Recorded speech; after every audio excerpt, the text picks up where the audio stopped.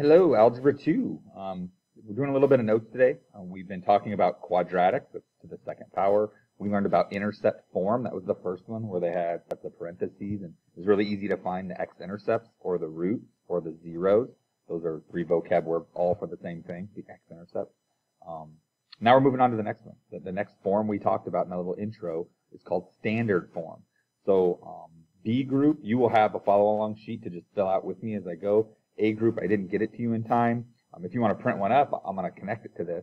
Otherwise, you can do this on your own paper. That's fine. That will count as well. So let's look at it. Standard form. This is a pretty standard thing. I'll switch over. Here's the little follow-along sheet. First of all, standard form looks just like this. Y equals ax squared plus bx plus c. Okay, standard form. It's always going to be to the second power. That's why it's a quadratic. Sometimes y can be written as f of x. That's okay. It means the same thing. It means the output, the y value. What is it kicking out? If I put some value in for x, input. Okay. Let's go to these little vocab words here. The quadratic term is that entire term, everything that's connected to the squared part. So I would write ax squared. Maybe it's 3x squared or 7x squared. That entire thing is a term, all of it. Okay. The coefficient is just a. Okay, but the term itself is all of it, ax squared. Linear term is bx. We call it linear because it's to the first power.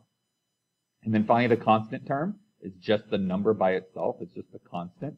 And we like that the letters match up on that one. That one makes what I want from you guys now on these next 4 examples. All of these quadratics, they're squared, are actually written in standard form for us. Some of the stuff may be invisible, but it's all there, and we got to recognize that. So for each one of these, I want you to take some time, and I want you to label which one is A, what is B, and what is C for each one of these. Hit pause, try it out, come back, see what you did right, see what you did wrong, fix it. We're taking notes now. Okay, let's look at the first one. Hopefully you hit pause, but you're back now. A is always just the coefficient now. A, B, and C are just the coefficients in front of these terms. So for the A, for that first one, it's 3. For B, it's -5, C, -9. Awesome. We don't want the variables on these, okay? I just want the numbers. For the next one, there is something invisible in this one. Hopefully you recognize what it was. It was the B value. But if we're ever trying to multiply something and not change it, like what can I multiply out in front of this x and not change it? The answer is 1. It's not a 0. If you put a 0 here, 0x, that would be like all 0. It would be like it wasn't there, but it is there. So that brings us to the next one. It really isn't there on this one. X squared plus 8. A is 1. A is definitely invisible. It's out there for sure. The constant, the one that's just by itself, C, that's there. The one that's missing is the B term. It's the linear term, so the B coefficient. 0. If it's missing, it's a 0. If it's there and invisible, it's a 1. Okay, so for in this case, A would be 1, B would be 0, C would be 8. Okay, finally that last one has an A, invisible, but it's there. Actually has a B this time. What's missing is the C. If it's missing, it's a 0. If it's invisible, it's a 1. That's the idea. Notice on all these, B and C can be 0. That's okay. Still a quadratic. But could A be 0? Think about it for a second. If I had a 0 in front of my x squared term on any of these, 0 times x squared would just be 0. It would be like this one wasn't there. We don't have a quadratic anymore. That would just be a line. -5x minus 9 is a line. So A cannot be 0, but B and C can be 0, either one of them. Okay, let's do a little, we'll start here on the left. Finding the AOS, the axis of symmetry. That's the line that cuts our parabola in half. Okay, the line that cuts the parabola in half, our formula is going to be -b divided by 2a. Notice there was a reason I made you guys find A, B, and C. We're going to start using those numbers to help us find this stuff. So just like in intercept form, we had to figure out what the AOS was. Here's how we do it in standard form, -b over 2a. Now I want you to I'm going to turn this formula into like words. What is that asking me to do? Let's clarify this formula. Here are the 3 steps. -b just means change the sign on b. If it's already negative, make it positive. If it's positive, make it negative. That's what -b means. The opposite of b. Change the sign. The next one is to double a. Whatever a is, multiply it by 2. That's doubling. And then finally, divide those two things. Whatever you got for negative b, whatever you got for 2a, do negative b divided by 2a. That will get you the axis of symmetry. So let's try one here. I'm going to add this in. I want you to find the axis of symmetry for this equation. It will be y equals 2x squared minus 8x plus 15. Take a minute, hit pause, try to find the axis of symmetry for that one. Okay, you're back. Change the sign on b. It was negative, now it's positive. Double A. Okay, it was 2, now it's 4. Then divide those. 8 divided by 4, x equals 2. Remember, we write it as x equals 2 because it's a line. 1, 2. This is our axis of symmetry for that one. So our parabola is probably going to look something like this somehow. It's going to open up. It's going to look like that. Okay. Let's do a summary of the A's. We'll talk a little bit about the A value. It's the same A value, same thing that happened with our absolute value. If A is negative, that very first value up here, if A's are negative, that means they're a frowny face. We were calling it upside down V, not very technical. Frowny face isn't either, but it's a bottom opening parabola. That would be a technical term. It opens towards the bottom, it opens down. Frowny face, whatever you want to say. It will have a top to it. It has a maximum value.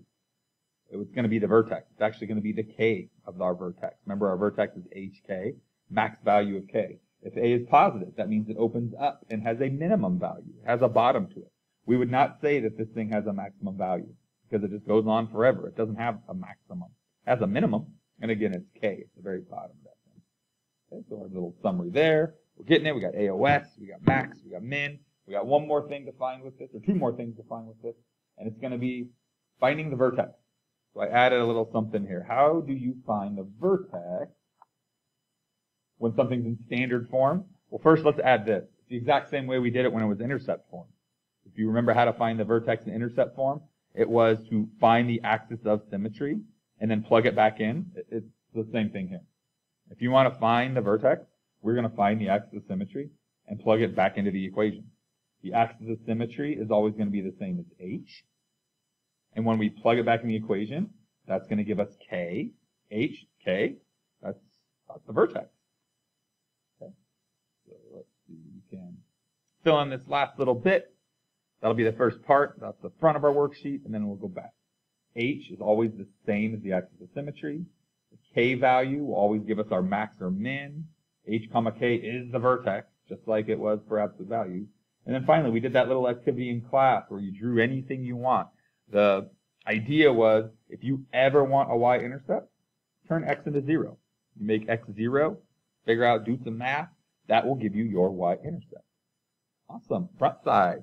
Moving on. Okay, to wrap this up, we are on the back of this fill-along notes worksheet, and I'm actually going to skip down to the last one. I'll go through all the steps of the last one, and then I want you to go back and do those ones above. We'll check our answers at the end. And we're done. That's our notes for this. And then come back to class ready to start attacking these things. So first we're going to start finding the y-intercept for this quadratic. Quadratic being squared. Finding the y-intercept is always make x 0. Okay, so I'm going to take the x's out. I'm going to put parentheses in their place. Eventually we can skip to the fun stuff on this. But for now, let's go through the steps. All right. Made x 0. 0 squared, 0. 6 times 0, 0. Plus 9. That's 9.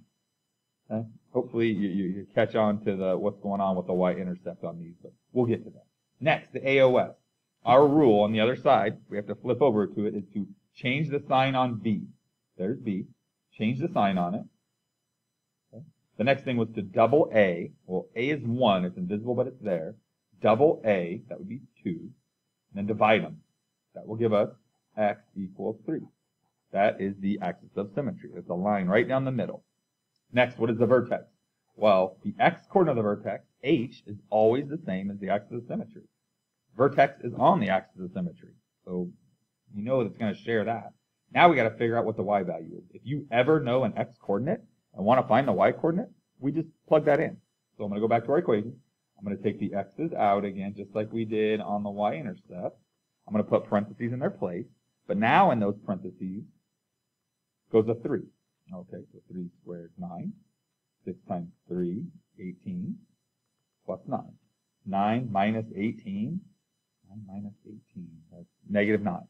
Negative 9 plus 9 is 0. Okay.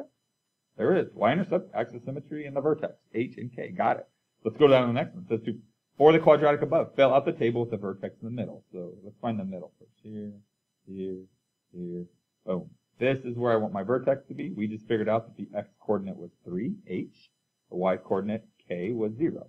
Now we're going to branch out from there. 3, 4, 5, 6. 3, 2, 1, 0. We can use the same things that we did with absolute value and use symmetry. This one is going to be the same as this one, whatever the value is. This one's going to be the same as this one. This one's going to be the same as this one. I don't have to actually do 6 points here. I only have to do 3 and then use symmetry. So let's do one. Let's do this one.